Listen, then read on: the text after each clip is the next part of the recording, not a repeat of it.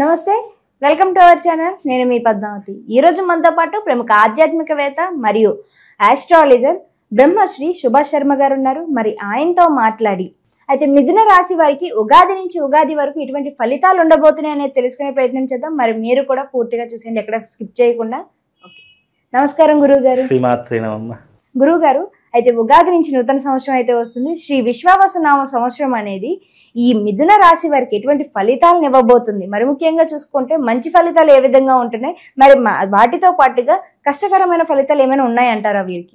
తప్పకుండా తెలియజేస్తాము. ముందుగా ప్రేక్షకులందరికీ శ్రీమాత్రే నమః, శ్రీ గురుభ్యో నమః.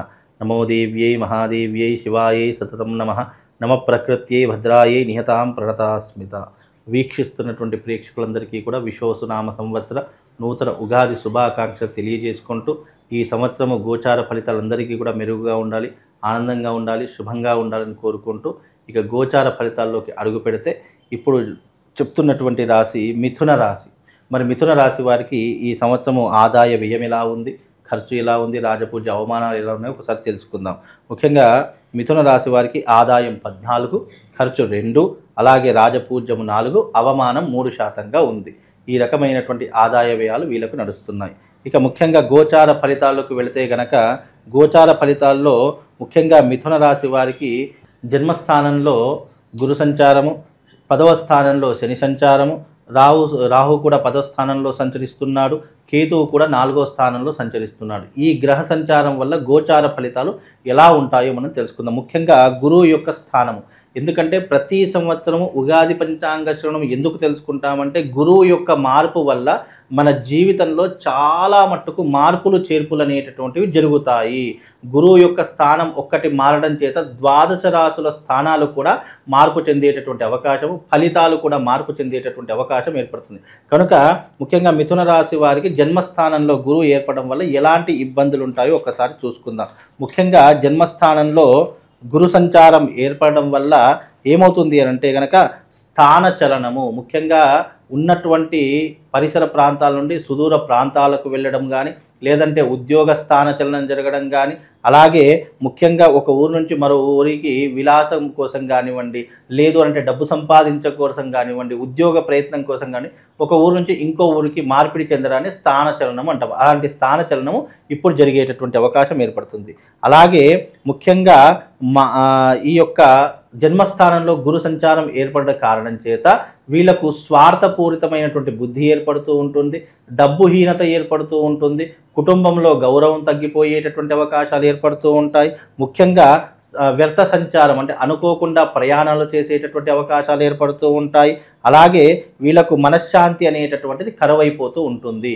ముఖ్యంగా జన్మస్థానంలో గురు సంచారం వల్ల మిథున రాశి వారికి ముఖ్యంగా ఏంటి అంటే కనుక ఉద్యోగ భంగము, ఆరోగ్య భంగము, అలాగే ఎదుటి వారితో అపరిమితమైనటువంటి ఇబ్బందులు, విపరీతమైనటువంటి ఆరోగ్య భంగం ఏర్పడేటటువంటి అవకాశాలు ఏర్పడుతూ ఉంటాయి. స్వజనులతో వైరం ఏర్పడేటటువంటి లక్షణాలు ఉంటూ ఉంటాయి.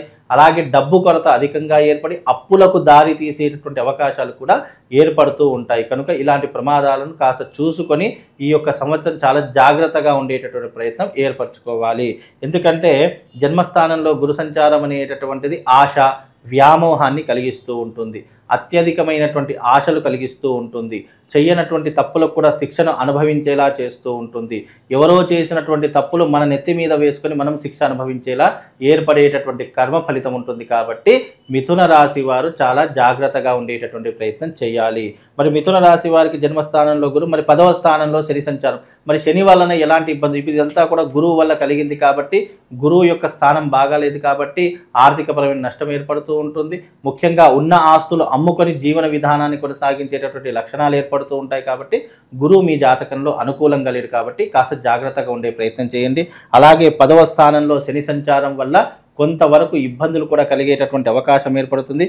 ముఖ్యంగా మనోచింతన ఎక్కువగా కలుగుతూ ఉంటుంది. అంటే భయము, ఆందోళనక చింత, రేపు ఏం జరుగుతుందో అని ఇవాళనే భయపడిపోయేటటువంటి అవకాశాలు ఎక్కువగా ఉంటూ ఉంటాయి. అలాగే పాప భీతి ఎక్కువగా ఉంటుంది. చేసినటువంటి తప్పులకు భయపడిపోవడము, ఎవరో చేసినటువంటి తప్పులు మన నెత్తి మీద వేసుకొని ఏదో జరిగిపోతుందని ఆందోళన పడము, ఇలాంటివి ఎక్కువగా జరుగుతూ ఉంటాయి. అలాగే 10వ స్థానంలో శని సంచారం వల్ల ఉద్యోగ నష్టం ఏర్పడుతుంది. ప్రభుత్వ రంగమైనా ప్రైవేటీకరణ అయినా కూడా ఉద్యోగ భంగం ఏర్పడుతుంది. ఉన్న ఉద్యోగం కాస్త పోయేటటువంటి అవకాశం ఉంటుంది. లేదా ఉన్న ఉద్యోగం అంటే ఇంకా బెటర్ ఆప్షన్ వెతుక్కుద్దామనేటటువంటి భ్రమలో పడిపోయి ఉన్నటువంటి దాన్ని కూడా పోగొట్టుకునేటటువంటి లక్షణాలు ఏర్పడుతూ ఉంటాయి. ముఖ్యంగా వ్యవహార నాశనం అంటే ఏ పని చేసినా కూడా అందులో ఇబ్బందులు ఏర్పడుతూ ఉంటాయి. చేసే ప్రతి పనిలో కూడా ఆటంకములు ఎదురవుతూ ఉంటాయి.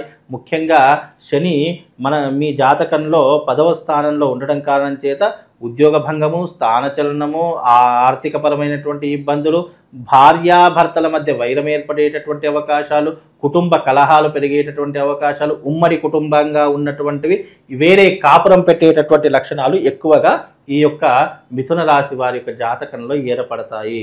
అలాగే రాహువు మీ జాతకంలో 10వ స్థానంలో సంచరించేటటువంటి కారణం చేత కొన్ని ఆరోగ్యపరమైనటువంటి ఇబ్బందులు కూడా వస్తూ ఉంటాయి. అవి ఎలాంటివంటే కనుక స్వల్పమైనటువంటి లాభకారి, అలాగే వృధా భ్రమణము, ఆహార వ్యతిరేకత, కార్యక్షేత్రంలో ప్రతికూలత, అలాగే చేసే ప్రతి పనిలో ఆటంకము, ఉదర సంబంధితమైనటువంటి వ్యాధులు, లేదు అంటే స్కిన్ ఎలర్జీ సంబంధించినటువంటి వ్యాధులు ఎక్కువ అయ్యేటటువంటి అవకాశం ఉంటుంది. మైగ్రేన్ లాంటి ప్రాబ్లమ్స్ రావడం ఉంటుంది. లేదా కంటికి సంబంధించినటువంటి ఇబ్బందులు, లేదంటే కళ్ళకు అద్దాలు వచ్చేటటువంటి అంటే దృష్టి లోపం జరగడం కానివ్వండి, ఇలాంటివి ఎక్కువగా జరిగేటటువంటి అవకాశం ఉంటుంది. కనుక ఆరోగ్య విషయంలో కూడా కాస్త జాగ్రత్తగా ఉండేటటువంటి ప్రయత్నం చేసుకోవాలి. ముఖ్యంగా స్కిన్ ఎలర్జీ కూడా ఎక్కువగా వచ్చేటటువంటి అవకాశం ఉంటుంది. కాబట్టి ఆరోగ్య విషయంలో కాస్త జాగ్రత్తగా ఉండే ప్రయత్నం చేసుకోండి. అలాగే కేతు 4వ స్థానంలో సంచరిస్తున్నాడు కాబట్టి కేతు 4వ స్థానంలో సంచరించడం వల్ల ఏమవుతుంది అని అంటే గనక ముఖ్యంగా ప్రమాదాలు ఎక్కువగా జరుగుతూ ఉంటాయి. అలాగే వివాహ ప్రయత్నాలు చేస్తారు కానీ ఫలించవు. అలాగే సుదూర ప్రయాణాలు చేద్దామంటారు కానీ ఏదో ఒక కార్య విఘ్నత కలిగి ఆగిపోయేటటువంటి లక్షణాలు ఉంటాయి. విదేశాలకు వెళదామనుకుంటారు, ఎన్ని ప్రయత్నాలు చేసినా కూడా కార్య సఫలీకృత దొరకదు. కనుక ఇన్ని విషయాల్లో మీకు ఇబ్బందులు ఉన్నాయి. కాబట్టి ఈ సంవత్సరము మిథున రాశి వారు కాస్త జాగ్రత్తగా ఉండేటటువంటి ప్రయత్నం చేసుకోండి. తద్వారా ఎంతో కొంత మీకు దైవానుగ్రహం కలగాలి. కాబట్టి యజ్ఞయాగాదులు కానివ్వండి, జపాది తపాది హోమాది క్రతువులు కానీ చేసుకునే ప్రయత్నం చేయండి. తద్వారా వాళ్ళకు శుభం లాభం కలుగుతుంది. గురువుగారు, మరి స్టాక్ మార్కెట్లు ఉంటాయి కదండి, కొంచెం వ్యాపారాలు చేయాలనుకున్నా కానీ లేకుంటే స్టాక్ మార్కెట్లో ఏమైనా పెట్టుబడులు పెట్టాలనుకున్నా కానీ వీరికి ఎటువంటి ఫలితం ఇస్తుందంటారు? ముఖ్యంగా ఇప్పుడున్నటువంటి సిచ్యువేషన్లో వాళ్ళు ఎలాంటి పెట్టుబడులు పెట్టకూడదని నా సలహా. ఎందుకంటే ఇప్పుడు జాతకం బాగాలేదు, గురువు బాగా లేడు, శని అనుకూలంగా లేడు, రాహు కూడా అనుకూలంగా లేడు, కేతువు కూడా అనుకూలంగా లేదు. అంటే సంవత్సర కాలంలో మనకు ఒక గ్రహమైన ప్లస్ పాయింట్లో ఉంటే మిగతా గ్రహాలు ఎంతో కొంత అనుకూలిస్తాయి. మనకు ఏ గ్రహం కూడా ప్లస్ పాయింట్లు లేదు, మనకు అనుకూలంగా లేదు అనుకున్నటువంటి సమయంలో మనం బంగారం ముట్టుకున్నా మట్టయిపోతుంది. కనుక ఈ సంవత్సరము కొంతవరకు వేచి ఉండడం చాలా మంచిది. అలాగే ఇప్పుడు షష్టగ్రహ కూటమి ఏర్పడుతుంది కాబట్టి ఈ షష్టగ్రహ కూటమి వెళ్ళిపోయేంత వరకు అంటే ఇప్పుడు వచ్చేటటువంటి మార్చ్, ఏప్రిల్, మేలో ఎంతో కొంత లాభం జరిగేటటువంటి అవకాశం ఉంటుంది. కనుక ఏదైనా పెట్టుబడులు పెట్టాలనుకుంటే మేలో పెట్టుబడులు పెట్టండి, లేదంటే ఆషాఢ మాసంలో పెట్టుబడులు పెట్టండి. అంటే జూలై అంటే మే జూలై ప్రాంతాల్లో మీరు పెట్టుబడులు పెట్టే ప్రయత్నం చేయండి. అప్పుడు మీకు ఎంతో కొంత లాభించేటటువంటి అవకాశం కూడా ఉంది. అది కూడా గోల్డ్ బిజినెస్ మీద పెట్టండి, స్టాక్ మార్కెట్ మీద పెట్టండి. లేదు అని అంటే కనుక వేరే మీకున్నటువంటి వృత్తి వ్యాపారంలో దేని మీదైనా పెట్టుబడులు పెట్టడం తప్ప అనవసరంగా మీకు తెలియనటువంటి వాటిలో పెట్టుబడులు మాత్రం పెట్టకండి. అందులోనూ ఇప్పుడున్నటువంటి ఈ యొక్క సిచ్యువేషన్లో గ్రహ సంచారం అంత యోగ్యంగా లేదు కాబట్టి జాగ్రత్తగా ఉండే ప్రయత్నాన్ని ఏర్పరచుకోండి. అయితే గురువు గారు, కాస్త ఈ మిథున రాశి వారికి చూసుకున్నట్టయితే కనుక మిశ్రమ ఫలితాలతో పాటుగా కొంచెం కష్టకరమైన ఫలితాలు కూడా కనిపిస్తున్నాయి. కాబట్టి ఎటువంటి పరిహారాలు చేసుకోవాలంటారు వీళ్ళు? ముఖ్యంగా మిథున రాశి వారికి ఇప్పుడున్నటువంటి సిచ్యువేషన్లో మెరుగైనటువంటి ఫలితాలు కనిపించడం లేదు. కాబట్టి రాబోయేటటువంటి 29వ తారీఖు అమావాస్య గ్రహణ సమయం. అది ఆ గ్రహణ సమయంలో అమావాస్య రోజున అరిష్ట నివారణ తంత్రయాగం జరుగుతుంది. అంటే జాతకం బాగా లేకపోతే అరిష్టములు అని అంటూ ఉంటాం. మన జీవితంలో ఏదైనా చెడు సంకేతాలు జరిగినా లేదా నెగిటివ్ ఇంపాక్ట్ జరిగినా, అబ్బా నీకేదో అరిష్టం తగిలిందిరా నాయన, నేను ఎత్తిమే శని కూర్చున్నారా నాయన అని ఇలా అనేక రకాలైన పదజాలాలు వాడుతూ ఉంటాం.